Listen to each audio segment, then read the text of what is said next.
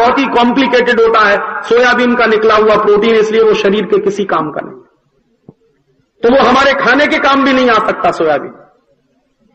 इसलिए मेरा आपसे निवेदन है कि ये जो विदेशीकरण किया है आपने सोयाबीन की खेती कर करके, इस विदेशीकरण को खत्म करिए और सोयाबीन बंद करके जो भारतीय समाज में बहुत पहले से चली आ रही फसलें थी उनको ही पैदा करने का काम शुरू करिए।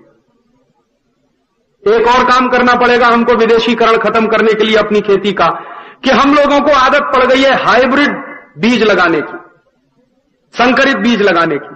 और आपको मैं जानकारी दे दूं कि हाइब्रिड बीज से जो अनाज आप पैदा कर रहे हैं, अमेरिका, यूरोप जैसे देशों में उस अनाज को जानवर ही खाते हैं, लोग नहीं खाते।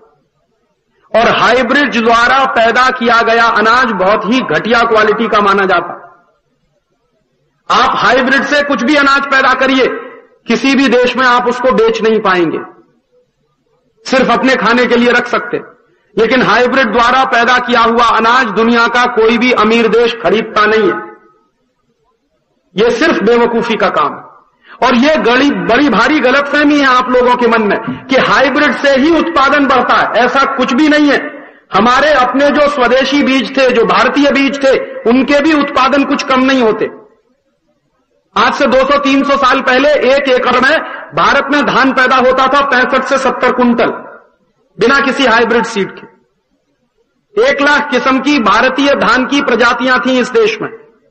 और दक्षिण भारत में मालाबार के इलाके में 1 एकड़ में धान पैदा होता था 65 से 70 कुंटल 300 साल पहले। तो बिना किसी हाइब्रिड बीज के, बिना किसी केमिकल फर्टिलाइजर के, बिना किसी केमिकल पेस्टिसाइड के इतना धान पैदा होता था। आज भी हो सकता है बिना हाइब्रिड बीज के, बिना केमिकल फर्टिलाइजर के, बिना केमिकल पेस्टिसाइड के। तो आपसे एक तीसरा निवेदन मेरा यह है कि आप ये जो विदेशीकरण कर रहे हैं हाइब्रिड बीज के नाम पर, संकर बीज के नाम पर, इसको कम से कम करिए और स्वदेशी बीजों का चलन बढ़ाइए। हम लोगों ने आजादी बचाओ आंदोलन की तरफ से एक अभियान शुरू किया। अभियान ये शुरू किया है, हम लोग गांव-गांव जाते हैं और लोगों से, किसानों से मिलते हैं। तो एक तरह की बात हर जगह के किसान हमको कहते हैं कि राजीव भाई आपकी बात समझ में आती है, संकर बीज नहीं इस्तेमाल करना चाहिए, लेकिन आप बताइए हमको स्वदेशी बीज मिलेगा कहां से? क्योंकि जिस दुकान पे जाओ वहां संकर बीज ही मिलता, जिस कंपनी के पास जाओ वो सब संकर बीज ही बेचते हैं, जिस एजेंसी पे जाओ सब जगह संकर बीज ही मिलता है। तो ये बात सही है कि धीरे धीरे स्वदेशी बीज का चलन खत्म हुआ है। लेकिन फिर हम लोगों को ऐसा लगा कि ये समस्या तो बहुत बड़ी है, तो इस समस्या का समाधान करने के लिए हम लोगों ने एक रास्ता खोजा कि जहां जहां देश के किसानों के पास स्वदेशी बीज उपलब्ध है, वो स्वदेशी बीज लेकर हम बीज से बीज बनाने का एक नया अभियान शुरू कर रहे हैं। जैसे हमको स्वदेशी बीज मिल गया चावलों का। हमारे उत्तर प्रदेश में जो पहाड़ का इलाका है, जो हिमालय के नीचे का इलाका है, जैसे चमोली है, गढ़वाल है, पौड़ी है, उत्तरकाशी है, टेहरी है, वगैरह वगैरह, इस इलाके में स्वदेशी चावल का बीज अभी भी मौजूद है। तो हमारे साथियों ने उसको इकट्ठा करना शुरू किया और वो इकट्ठा करके उस बीज को हम फिर से उत्पादित करके दूसरे गांव के लोगों को वो बीज बांट रहे हैं और कह रहे हैं कि तुम भी अपने खेत में लगाओ, बीज पैदा करो, किसी तीसरे को बेचो, तीसरे को कहते हैं कि तुम लगाओ, बीज पैदा करो, चौथे को बेचो। इस तरह से बीज बनाने का एक अभियान हम लोगों ने शुरू किया। आप भी ये अभियान चला सकते हैं अपने गांव में। आप ये देखिए कि इस विदर्भ के इलाके में या यवतमाल जिले में ही मान लीजिए कितने स्वदेशी बीज हैं जो बच गए हैं। अगर एक तरफ से सर्वे करने के लिए निकला जाए, सर्वेक्षण के लिए निकला जाए, तो जरूर मुझे उम्मीद है कि कुछ ना कुछ गांव यवतमाल जिले में, विदर्भ में ऐसे जरूर मिलेंगे, कुछ ना कुछ किसान ऐसे जरूर मिलेंगे जिन्होंने बीज बचा के रखा है अभी भी, जिनके पास स्वदेशी बीज है। तो वो स्वदेशी बीज उन किसानों से लेकर हम जगह जगह, हमारी योजना ये है कि सीड फार्म्स हम बनाएं। जैसे मान लीजिए 20 गांव है या 25 गांव है, तो 20-25 गांव का एक समूह बना दिया जाए और उन 20-25 गांव का समूह बनाकर उन 20-25 गांव के बीज की जरूरत को पूरा करने के लिए उन 20-25 गांव के किसानों से जमीनें लेकर उनमें बीज लगाकर फसल पैदा करके दोबारा बीज बनाया जाए और उन 20-25 गांव के किसानों को बांटा जाए कि भाई आप अपने अपने खेत में अब ये बीज लगाओ और पैदा करो और दूसरों को बेचो। तो संकर बीज से हम बाहर निकलेंगे और स्वदेशी बीज की तरफ हमारी पकड़ मजबूत होती चली जाएगी। और यह स्वदेशी बीज को बढ़ाना ही पड़ेगा, क्योंकि तत्व उसी में है, पोषकता उसी में है, ताकत उसी स्वदेशी बीज में है। संकर बीज में कोई ताकत नहीं है, कोई पोषकता भी नहीं। ऐसे ही भारतीय खेती के विदेशीकरण को दूर करने के लिए एक दो छोटे छोटे काम हमको और करने पड़ेंगे कि अभी हमारी जो मिट्टी में दम नहीं रहा है, धीरे धीरे मिट्टी बेकस हो गई, तो दम नहीं रहा है इस मिट्टी में, इस मिट्टी को फिर से पुनर्जीवित करना होगा। और इस मिट्टी को फिर से पुनर्जीवित करने के लिए हमको ऑर्गेनिक फार्मिंग की तरफ ध्यान देना पड़ेगा। प्राकृतिक तरीके से खेती करने के बारे में गंभीरता से सोचना पड़ेगा, ताकि मिट्टी की जो जान निकल गई है वो वापस आ सके। और मुझे भरोसा है और विश्वास है कि 2-3 साल अगर हम प्राकृतिक खेती के प्रयोग करें तो जरूर आपकी मिट्टी में दोबारा से जान पड़ जाएगी और जरूर आपकी मिट्टी में फिर से ताकत आ जाएगी। तो प्राकृतिक खेती की तरफ गंभीरता से सोचिए। हमारे देश में बहुत बड़े बड़े लोग हैं जो प्राकृतिक खेती के प्रयोग कर रहे हैं, और जो लोग प्राकृतिक खेती के प्रयोग कर रहे हैं उनके प्रयोगों से जो परिणाम निकल रहे हैं वो बहुत ही उत्साहवर्धक हैं। मेरे कई दोस्त हैं इस देश में जो प्राकृतिक तरीके से अपने खेत में खेती कर रहे हैं और उनका उत्पादन बहुत तेजी से बढ़ रहा है, और उनके द्वारा पैदा किए गए उत्पादनों में जो मिठास है, जो उनमें क्वालिटी है, वो किसी भी दूसरे भोजन में मुझे तो नहीं दिखाई देती।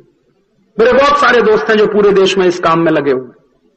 तो आपसे भी मेरा निवेदन है कि गांव गांव में प्राकृतिक खेती कैसे की जाए उसके लिए शिविर लगाए जाएं।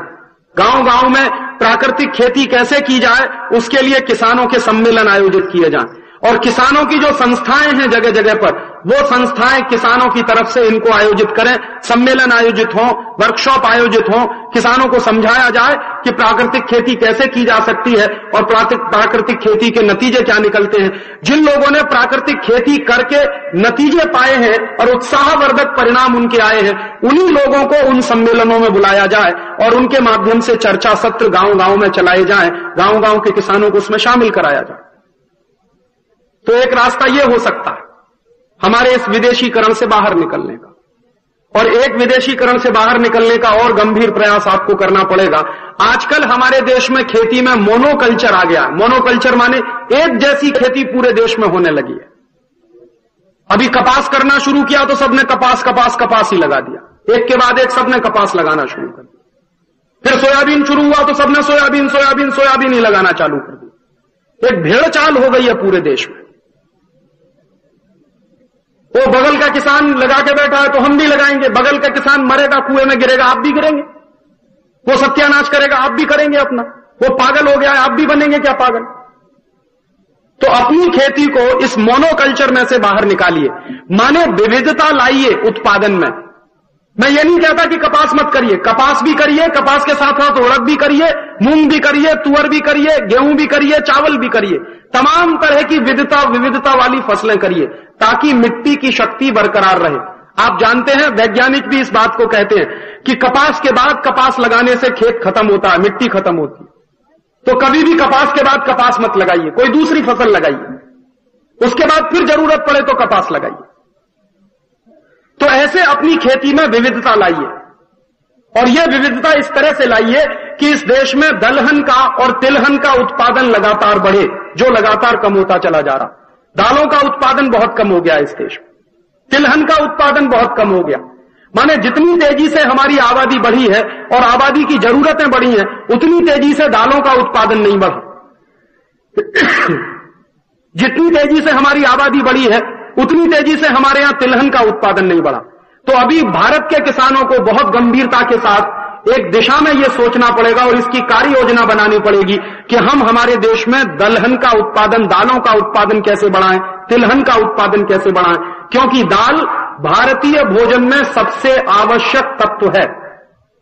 दाल खाने से आपके सभी तरह के पोषक तत्वों की पूर्ति होती है। सब्जी खाने में बहुत बार पोषक तत्व नहीं मिलते, लेकिन दाल खाने से सभी तरह के पोषक तत्वों की पूर्ति हो जाती है शरीर को। तो दलहन का उत्पादन कैसे बढ़े, दालों का उत्पादन कैसे बढ़े, और तिलहन का उत्पादन इसलिए बढ़ाना पड़ेगा क्योंकि आपको खाद्य तेल चाहिए, खाने के लिए तेल चाहिए। तो दलहन और तिलहन का उत्पादन कैसे ज्यादा से ज्यादा बढ़े और